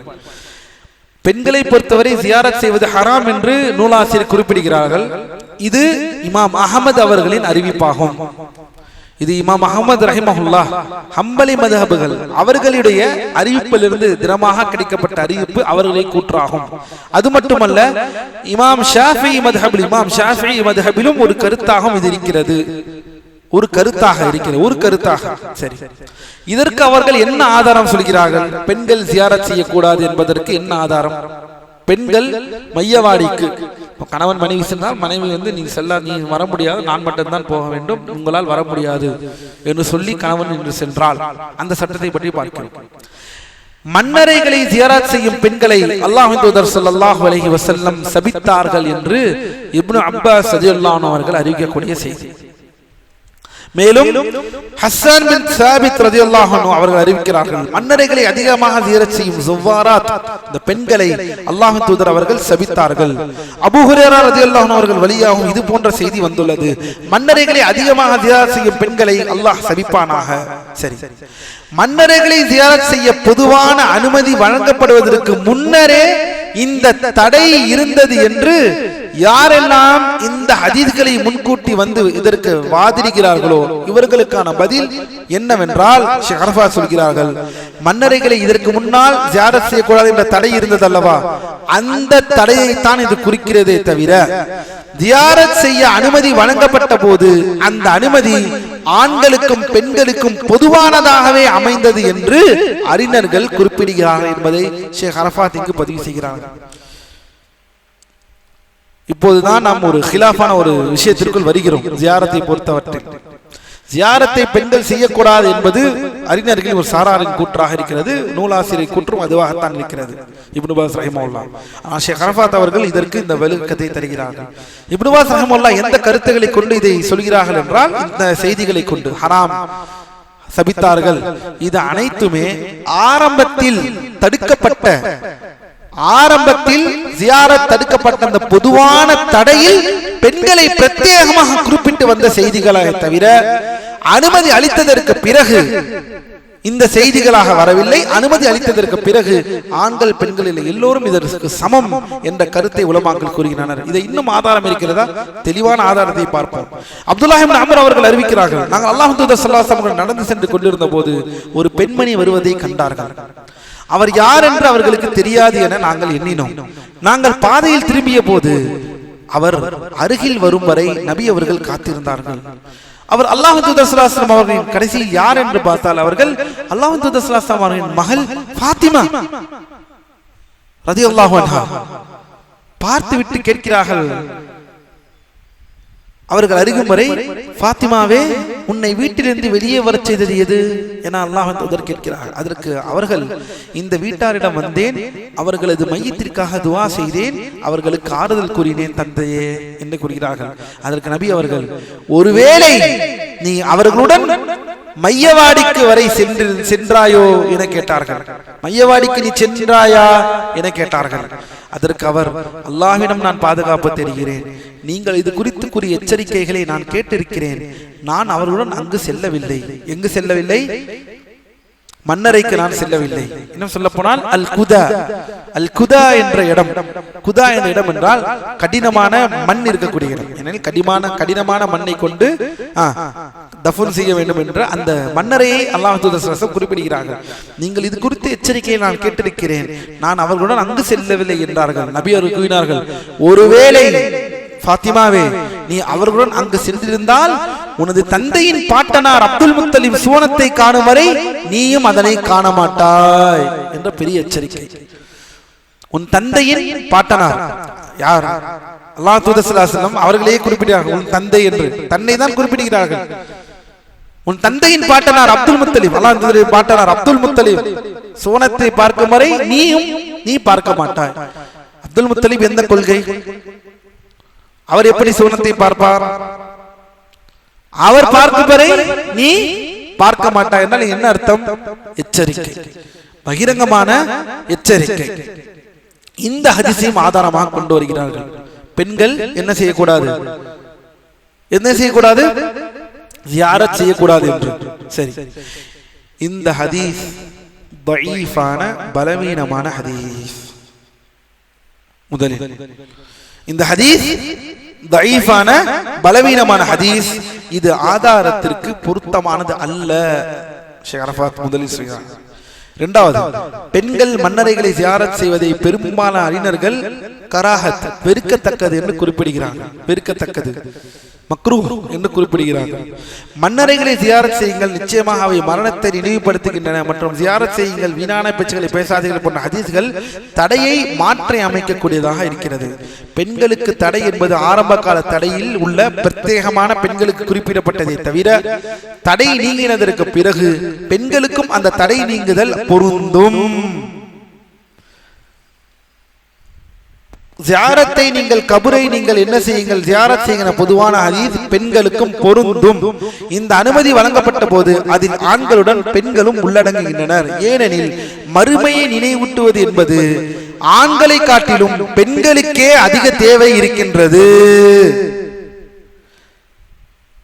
மறுமையை நினைவூட்டுவதை பலமான ஆண்களை காட்டிலும் மார்க்கத்திலும் அறிவிலும் மார்க்க அறிவிலும் தன் மார்க்க அடிப்படை நம்பிக்கைகளிலும் பலகீனத்தை உடைய பெண்ணிற்கே இந்த நினைவூட்டலுக்கு அதிக தேவையுடையவர்களாக இருக்கிறார்கள் என்று இதை அனுமதிக்கக்கூடிய உலமாக்களின் கடுமையான வாதமாக இது அனைத்தும் இருக்கிறது. பெண்களுக்கு இதில் பெண்களை விட ஆண்களுக்குத்தான், அல்லாஹ்வின் அடியார்களே, ஆண்களுக்குத்தான் அதிகம் தேவை என்பதற்கு எந்த ஆதாரமும் இல்லை. ஜியாரத் செய்வதை பெண்கள் தான் தேவையுடையவர்களாக இருக்கிறார்கள் மரணத்தை நினைவு கூறுவதற்கு. இதை இன்னும் கவனியுங்கள் அல்லாஹ்வின் அடியார்களே. நபி ஸல்லல்லாஹு அலைஹி வஸல்லம் அவர்கள் ஆயிஷா ரலியல்லாஹு அன்ஹா அவர்களுக்கு மன்னரைகளை ஜியாரத் செய்யும் போது ஓத வேண்டிய துஆக்களை கற்றுக் கொடுத்தார்கள். நபி ஸல்லல்லாஹு அலைஹி வஸல்லம் அவர்கள் ஆயிஷா ரலியல்லாஹு அன்ஹா அவர்களுக்கு மன்னரைகளை ஜியாரத் செய்யும் போது ஓத வேண்டிய துஆக்களை கற்றுக் கொடுத்தார்கள். அதுதான் அந்த துஆ. ஆயிஷா ரலியல்லாஹு அன்ஹா அவர்கள் கூறினார்கள், அல்லாஹ்வின் தூதரே, மன்னரையை ஜியாரத் செய்யும் போது அவர்களிடம் நான் என்ன கூற வேண்டும் என்று கேட்டார்கள். எப்படி? நான் என்ன கூற வேண்டும்? ஒரு பெண் கேட்கிறார்கள், நான் என்ன கூற வேண்டும்? அதற்கு அல்லாஹ்வின் தூதர் ஸல்லல்லாஹு அலைஹி வஸல்லம் பதில் அளிக்கிறார்கள். அந்த துஆ நாம் ஏற்கனவே சொன்ன துஆக்களை. ஆயிஷா ரலியல்லாஹு அன்ஹா அவர்களுக்கு மன்னரையில் ஓத வேண்டிய துஆவை நபி அவர்கள் கற்றுக் கொடுத்தது பெண்கள் மன்னரைகளை ஜியாரத் செய்வது அனுமதிக்கப்பட்ட செயல் என்பதற்கு சான்றாகும். ஆயிஷா ரலியல்லாஹு அன்ஹா அவர்கள் கூறுகிறார்கள், நிச்சயமாக அல்லாஹ்வின் தூதர் அவர்கள் மன்னரைகளை ஜியாரத் செய்ய அனுமதி வழங்கினார்கள். ஆயிஷா ரலியல்லாஹு அன்ஹா அவர்கள் அந்த அனுமதியை ஆண்கள் மற்றும் பெண்கள் என இருபாலருக்கும் பொதுவானதாக கருதினார்கள். இதற்கு கடைசியான ஆதாரத்தை பாருங்கள் அல்லாஹ்வின் அடியார்களே. இதோடு இந்த வகுப்பு முடிவடைகிறது. ஆயிஷா ரலியல்லாஹு அன்ஹா அவர்கள் பாருங்கள், தனது சகோதரர் அப்துர் ரஹ்மான் இப்னு அபீ பக்கர் அவர்களின் மன்னரையை ஜியாரத் செய்துள்ளார்கள். யாருடைய மன்னரையை? சகோதரி தன் சகோதரனின் மன்னரையை ஜியாரத் செய்துள்ளார்கள். இப்னு அபி முலைகா ரஹிமஹுல்லாஹ் அவர்கள் அறிவிக்கிறார்கள், ஒரு நாள் ஆயிஷா ரலியல்லாஹு அன்ஹா அவர்கள் மையவாடியிலிருந்து வருவதை கண்டு நான் அவரிடம் சென்று, முஃமின்களின் அன்னையே, எங்கிருந்து வருகிறீர்கள் என்று கேட்டேன். அதற்கு அவர், எனது சகோதரர் அப்துர் ரஹ்மான் மன்னரில் இருந்து வருகிறேன் என்று பதில் அளித்தார்கள். நான் அவரிடம், அல்லாஹ்வின் தூதர் ஸல்லல்லாஹு அலைஹி வஸல்லம் அவர்கள் மன்னரைகளை ஜியாரத் செய்ய தடை விதித்திருக்கவில்லையா என்று கேட்டேன். அவ்வாறு நான் கேட்டதற்கு ஆயிஷா ரலியல்லாஹு அன்ஹா சொல்கிறார்கள், ஆம், ஜியாரத் செய்ததை தடை விதித்திருந்தார்கள், பின்னர் அனுமதிக்கப்பட்டிருந்தது என்று பதிலளித்தார்கள். ஆதாரப்பூர்வமான ஹதீஸ். அப்துர் ரஹ்மான் அவர்கள் அல் ஹபஷி என்ற இடத்தில் மரணித்த போது மக்காவில் அடக்கம் செய்யப்பட்டார்கள். ஆயிஷா ரலியல்லாஹு அவர்கள் அவரது மன்னரையின் மீது தொழுதார்கள் என்ற அறிவிப்பும் சில இடங்களில் வந்துள்ளது. அனஸ் பின் மாலிக் ரலியல்லாஹு அன்ஹு அவர்கள் அறிவிக்கிறார்கள், நபி அவர்கள் ஒரு மன்னரையின் அருகில் அழுது கொண்டிருக்கும் ஒரு பெண்ணை கடந்து சென்றார்கள். அப்போது அவரிடம், அல்லாஹ்வை அஞ்சிக்கொள், பொறுமையாக இரு, இத்தகில்லாஹ் இஸ்பிரி என கூறினார்கள். நபி அவர்கள் அந்த பெண்ணை ஜியாரத் செய்வதிலிருந்து தடுக்கவில்லை என்பது கவனிக்கத்தக்கது. அந்த அழக்கூடிய பெண்ணை பொறுமையாக இரு, சபுராக இரு என்று சொன்னார்களே தவிர அவர்களை ஜியாரத் செய்வதிலிருந்து அந்த பெண்ணை தடுக்கவில்லை. மன்னரையின் அழுகே அழுது கொண்டிருக்கும் பெண்ணை நபி அவர்கள் கண்டபோது அவர் ஜியாரத் செய்வதை கண்டிக்கவில்லை என்பதே இங்கு கவனிக்கத்தக்க ஆதாரமாகும். ஒருவேளை ஜியாரத் செய்வது பெண்களுக்கு தடை விதிக்கப்பட்டதாகவோ அல்லது அவர் செய்யும் பெண்களை சபிக்கப்பட்டவர்களாக இருந்திருந்தால் நபி அவர்கள் அப்பெண்ணை அங்கிருந்து வெளியேறுமாறு உத்தரவிட்டிருப்பார்கள். மாறாக நபி அவர்கள் அந்த பெண் அழுததையை கண்டித்தார்களே தவிர அவர் ஜியாரத் செய்ததை அங்கீகரித்தார்கள். நபி அவரின் அங்கீகாரம் தக்ரீர் என்பது மார்க்கத்தில் ஒரு வலுவான ஆதாரமாகும். ஜியாரத் செய்வதற்கான தடை நீடிக்கிறது என்றால் நபி அவர்கள் பொதுவாக அல்லாஹ்வை அஞ்சிக்கொள் என்று மட்டும் கூறாமல் ஜியாரத் செய்வதை தெளிவாகவும் நேரடியாகவும் அந்த பெண்ணை தடுத்திருப்பார்கள். இதுவே சரியான கருத்தாகும் என்று சொல்லி இந்த வகுப்பை நாம் இதோடு முடித்துக் கொள்வோம். அல்லாஹ் நமக்கு நேர்வழியை செலுத்துவானாக. அல்லாஹ்வின் அடியார்களே, அல்லாஹ் நாடினால் நாளைய வகுப்பில் ஜனாசாவை பின்தொடர்ந்து செல்லுதல் என்ற தனிப்பட்ட அந்த நன்மை சார்ந்த விஷயங்கள், அடுத்தடுத்த விஷயங்கள் வருகிறது. ஜனாசாவுடைய வகுப்பு இன்னும் 2-3 வகுப்புகளில் ஜனாசா பாடவும் அல்லாஹ் நாடினால் முடிவடைந்துவிடும். அல்லாஹ் நமக்கு அழகிய முடிவை நம் வகுப்புகளும் சரி, நம் வாழ்க்கையிலும் சரி, நமக்கு அழகிய முடிவை அல்லாஹ் ஏற்படுத்தி தருவானாக. அகூலு கௌலி ஹாதா வஸ்தக்ஃபிருல்லாஹி லி வ லக்கும் வ லிஜமீஇல் முஸ்லிமீன மின் குல்லி தன்ப். சுப்ஹானக்கல்லாஹும்ம வ பிஹம்திக அஷ்ஹது அல்லா இலாஹ இல்லா அன்த அஸ்தக்ஃபிருக வ அத்தூபு இலைக். அஸ்ஸலாமு அலைக்கும் வ ரஹ்மத்துல்லாஹி வ பரகாத்துஹு. بيننا وبينكم السلف، بيننا وبينكم الكتب. كان أحمد يقول البدع بيننا وبينكم الجنائز.